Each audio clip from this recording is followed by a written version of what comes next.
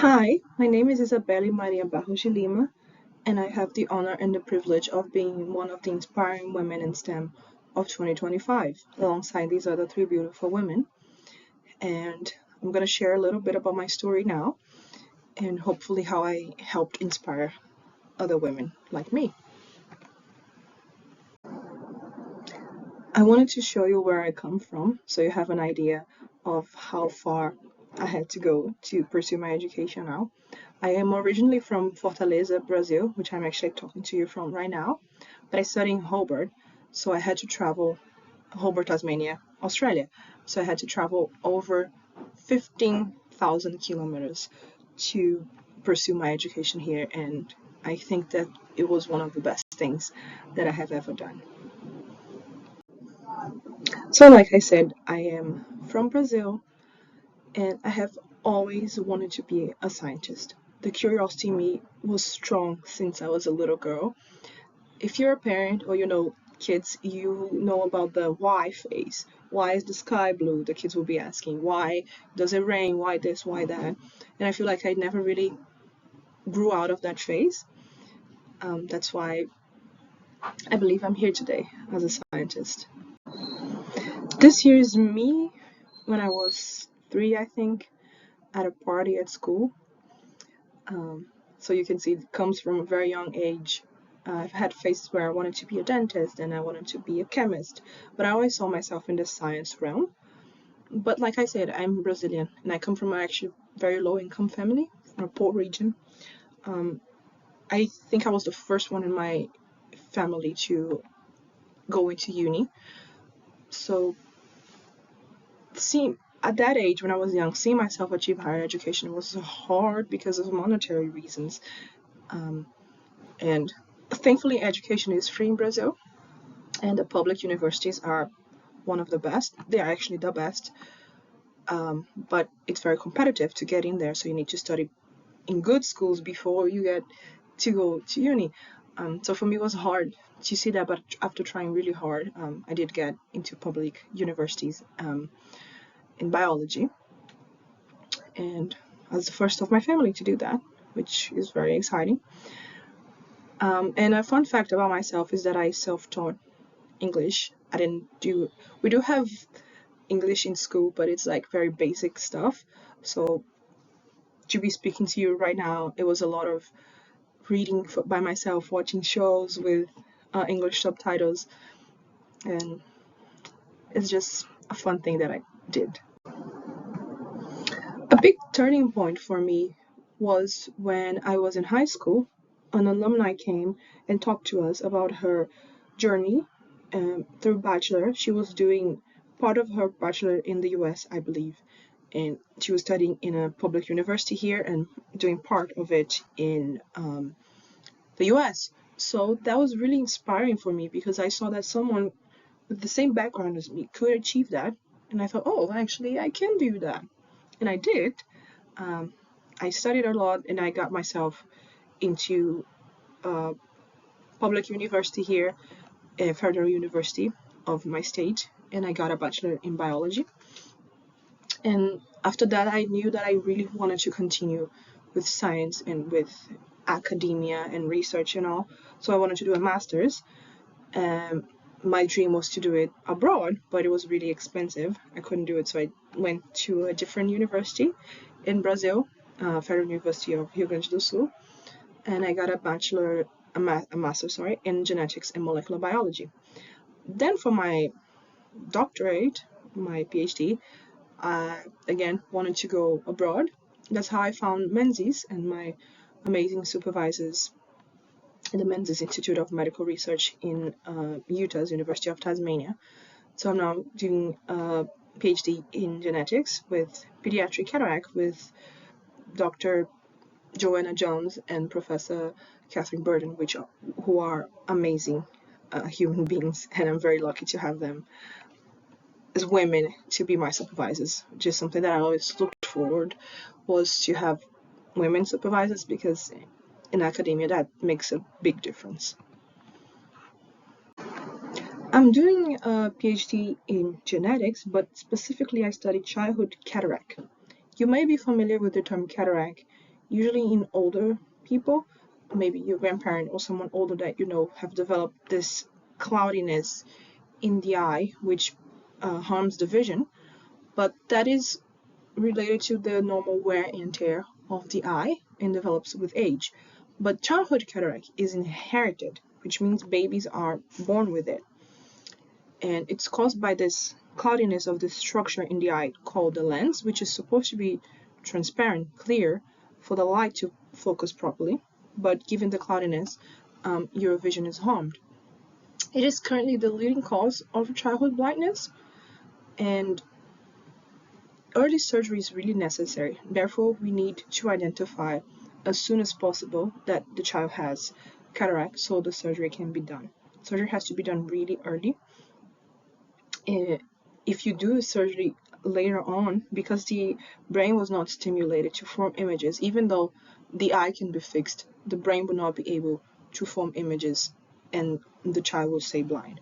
So early intervention is extremely important here. To think about this in the context of where I fit in, since childhood cataract is inherited, it comes from our DNA, which are the small building blocks that are in each and every one of our cells that combine from mom and dad to create everything we have, the color of our hair, color of our skin. Sometimes it can lead to diseases also. So that's where childhood cataract comes from our DNA. So what I do is I take that DNA that we think might lead to childhood cataract, put that into cell cultures of lens, test them to discover if that would lead to cataract formation or not, and then I interpret those results considering the possibilities of cataract formation. And I'm really, really excited, really scared too. I'm coming to the end of my PhD. I'm 3 years in now, so in the final year, and I'll be a doctor soon in genetics. But that got me thinking about other girls like me. What about other girls back home who are in a similar situation that I was all those years ago? How are they?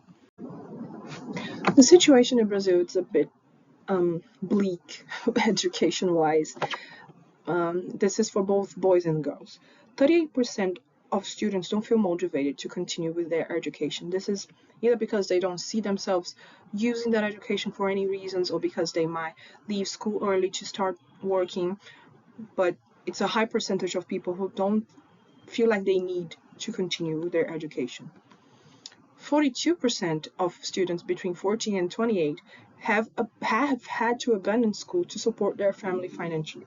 That is because they can't afford to go to school. So the family is poor and the young person has to start working very young, at a very young age, to support the family, which is something really sad. So they have to abandon school. They can't do both things at the same time. Some try, but most of them, it's impossible.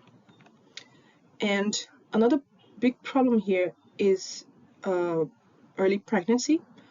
So 18% of students between 16 and 24 have had to abandon school because of early pregnancy. This is both for boys and girls.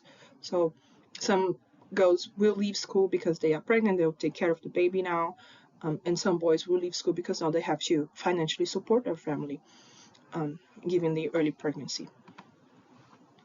Now, if we focus specifically on women, teenage pregnancy has caused 80% of those girls who had early pregnancy to finish only middle school, so they don't even get into high school. So you can see as teenage pregnancy is one of the big problems here, specifically for girls. When we switch to higher education, the situation is kind of different. Most people who graduate college are actually women. 60% of college graduates identify as women. But still, there's a lack of women in STEM. Most of these women are in fields of the humanities and not so much in STEM. Even when we are present in STEM, there's difficulty in finding funding for postgraduate studies, both for researchers that are women, as well as for research that involves women as the subject of the research. Overall, this government body here has stated that women are usually more qualified, but research has shown that they earn less for the same kind of work. And this inequality seems to be even bigger when we're talking about science.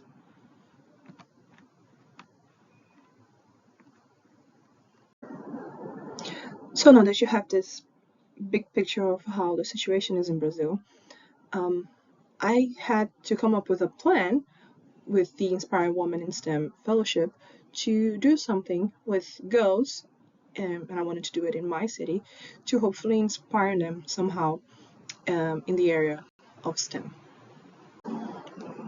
The project I developed was a STEM competition, which was extremely exciting. I got in contact with a teacher from my former high school, a science teacher, and she helped me develop this STEM competition exclusively for girls of all ages in high school. So they had to make low budget projects of anything involving STEM, hopefully with recycled materials or cheap household items. And we selected 3 winners. And the idea firstly was to give a laptop for the first prize only, but so happy to inform that we got 3 laptops. So the 3 winners got laptops each. And this was not only to incentivize them to participate in the competition, because if you see that you might win a laptop, you want to join and learn a little bit about STEM, but also a laptop is great tool for them to continue their education. Because I remember when I first got into uni, I didn't have a computer, and it was really hard. It's essential that you do, and so hopefully this will help them with their future. These are the STEM projects and the amazing girls who developed them. Some of them asked to uh, develop them in groups, and we allowed them, so they were comfortable to do however they prefer. This girl here is called Thaisa, and she made a bioplastic using gelatin and some other household items. And she explained beautifully how the chemical reactions happen and how this product develops. She gave a beautiful presentation. These two are called Naira and Alana, and they made this model with using recycled materials to talk about sea pollutions. We are a coastal town, so we have a lot of sea interactions, and they explain a little bit about sharing to other people how to keep our seas clean. These 3 are called Andressa, Graziella, and Deborah, and they actually developed a workshop called Underwear Talk, where they discussed a lot of things about reproductive health of the female reproductive system and sexual education. All of that was really beautifully done, and they engaged a lot of girls from the school. More than 40 people joined, and they said they would do it again because more people were interested.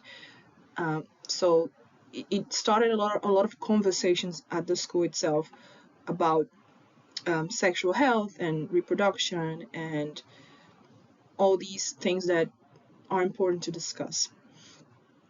And finally, we had Emily, who gave a beautiful presentation also about checking for vital signs in an emergency situation. She is doing a course in nursing, so she brought a lot of instruments to demonstrate how to do that, and it was very enlightening as well. This picture is from the award ceremony day. I wasn't able to be there, but this is my mom and dad, and they went there to deliver the laptops to the girls. So the second place went to the Underwear Talk crew. First place went to Bioplastic, Thaisa, and third place, she was not there to receive it, but it was for Emily, and with the vital signs. They were all really happy. This is the mother of Thaisa, and she was crying because Thaisa really needs a computer to study, and she never had it. and she couldn't afford it. So it was really rewarding to see this. It was something that impacted them directly. And I really hope that this makes a difference in their life. I know that at least Thaisa was really excited about science, and I became available to her and to anyone else who wants to discuss their possible future careers. But it was just really beautiful to see how inspired they were. They actually inspired me more than I inspired them, I think. I just hope that I had made some change in their life. I would like to finish with this beautiful quote from Malala that says, "We cannot all succeed when half of us are held back." We have to understand that women are half of the world and we deserve everything that men also deserve.